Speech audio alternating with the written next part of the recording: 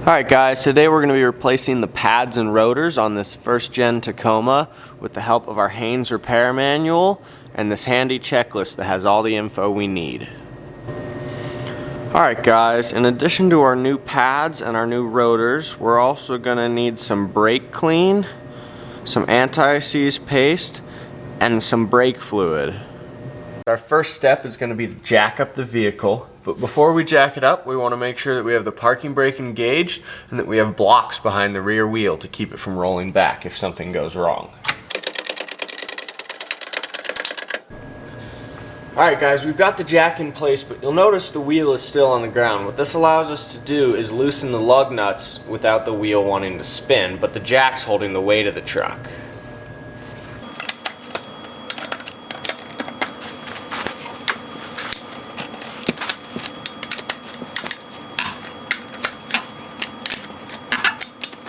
Now that all the lug nuts are loose, we've raised up the truck far enough to where the wheel is off the ground.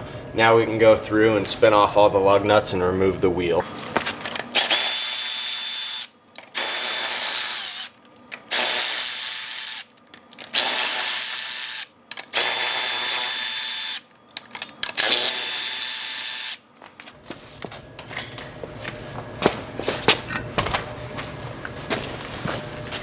Now that we have the wheel removed, we can get a better sense of what we're working with. Here we have the rotor and then the caliper, which houses the pads. Our first step is going to be to remove the pads, then we're going to take off the caliper, and last remove the rotor. With the wheel removed, we can crank the steering wheel to give us better access to the bolts on the back of the caliper.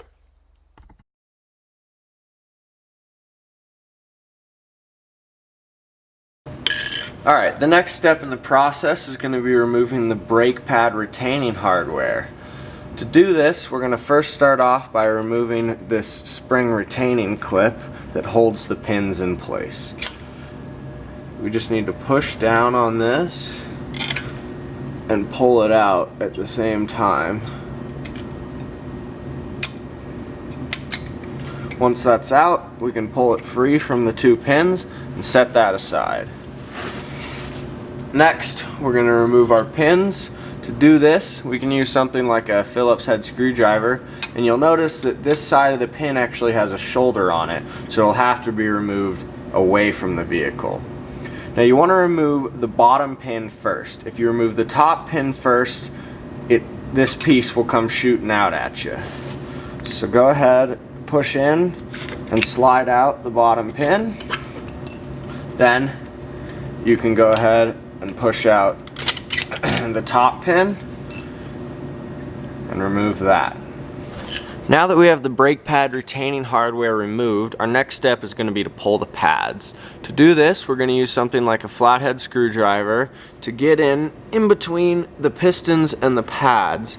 Our goal here is to wedge the pistons out a little bit while being careful not to damage the shim that's behind the pads.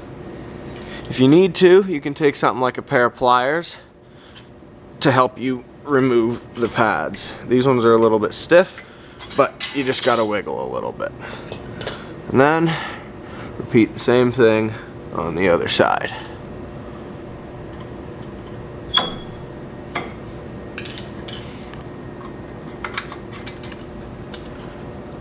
Our next step is going to be to remove the brake caliper, but before we do that, we're going to remove this 12mm bolt right here that helps hold the brake line in place. What this is going to do is allow us to get the caliper out of our way more and give us more flexibility.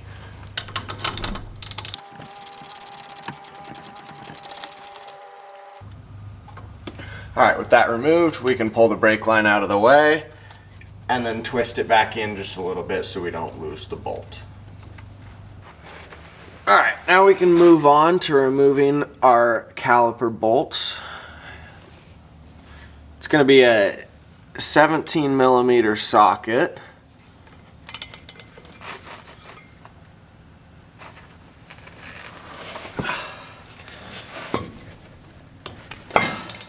The torque spec on these is 90 foot-pounds, so they're not going to be easy to break.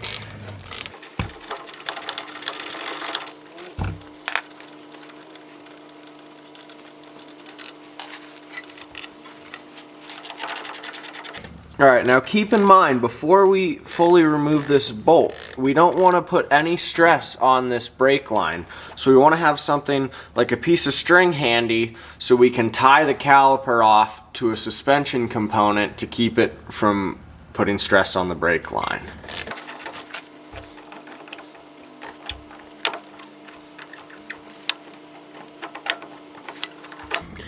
Alright, with the caliper free, we're going to feed our piece of string through and then tie it up out of our way without putting any stress on the brake line. Alright, with the caliper removed, we can go ahead and take off the old rotor and set that aside. Now you'll notice the mating surface where the rotor sits is pretty rusty. And it's just minor surface rust, but we want to go ahead and clean up any high spots with a wire brush so that our caliper seats nicely when we reinstall our new one.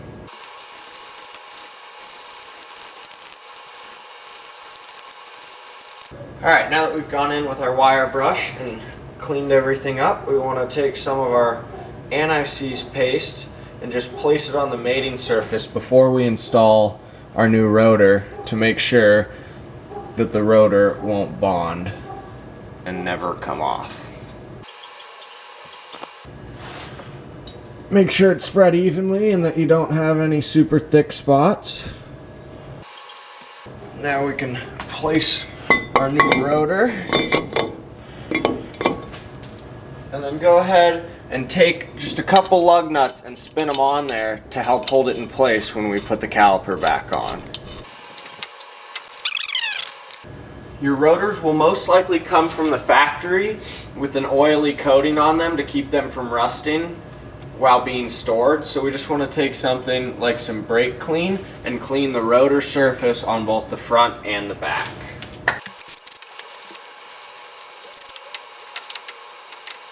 Alright, with the rotor in place, we can go ahead and move on to putting our caliper back on. Now before we put the caliper back on, we want to go ahead and put some anti-seize paste on the threads of our caliper bolts. You want to do this before you cut your caliper free, that way you're not trying to support your caliper while putting anti-seize paste on your threads. So now, with the paste on the threads, set those aside. Go ahead and cut your caliper free. Now, we can go ahead and reposition our caliper and start our threads to hold it in place. Now go ahead and spin the bolts in just till they're snug, and then we'll come back in with our torque wrench and take them to final torque. The factory torque spec for our caliper mounting bolts is 90 foot-pounds. So with your torque wrench set at 90 foot-pounds, go ahead and tighten the bolts down. Now if you have a different vehicle, your factory torque specs can be found in any factory repair manual or online.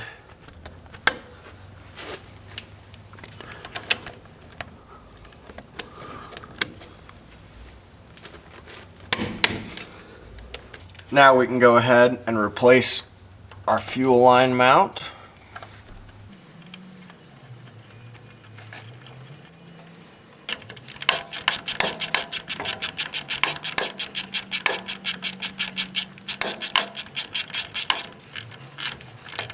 Make sure that's good and snug.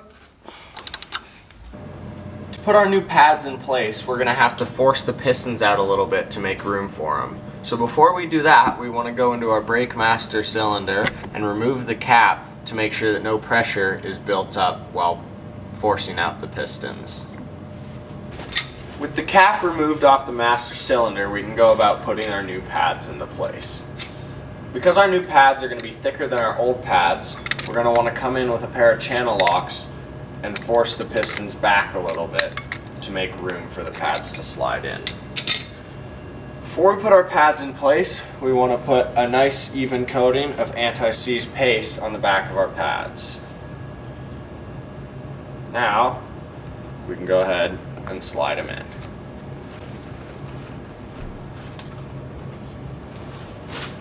They're going to be a tight squeeze because they're going to be thicker than the old pads.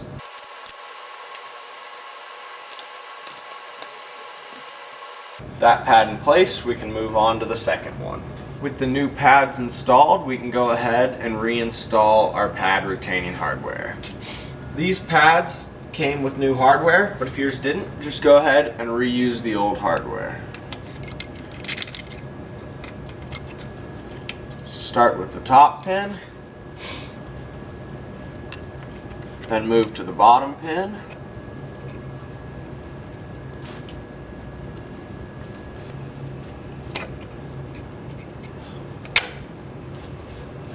Now, go ahead and install our little retaining spring clip. You want to go ahead and roll the pins to where the holes for the clips are in the right position. Now, go ahead, install the clip, slide that into place. With everything installed, we can go ahead and give it one more shot with the brake clean, making sure to avoid the caliper so we don't get the pads.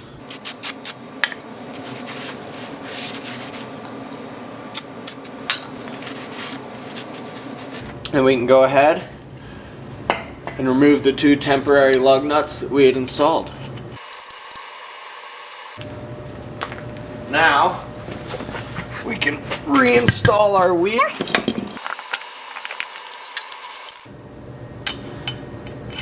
and spin on all of our lug nuts. Now, with all of our lug nuts spun in place, we can go ahead, set our torque wrench at 82 foot-pounds, and then go ahead and tighten all our lug nuts in a star pattern.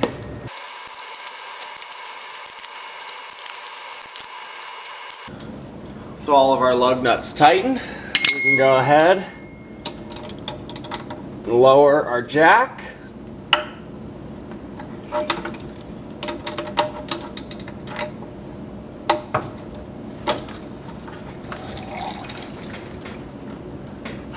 And move on to the next side. Alright guys, now through the magic of video editing, the other side is done.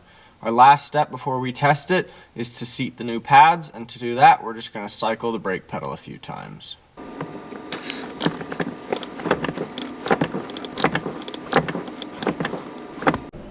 Alright, now that we've cycled the brake pedal a few times, we want to check the master cylinder to make sure that the fluid level is still good, and it is.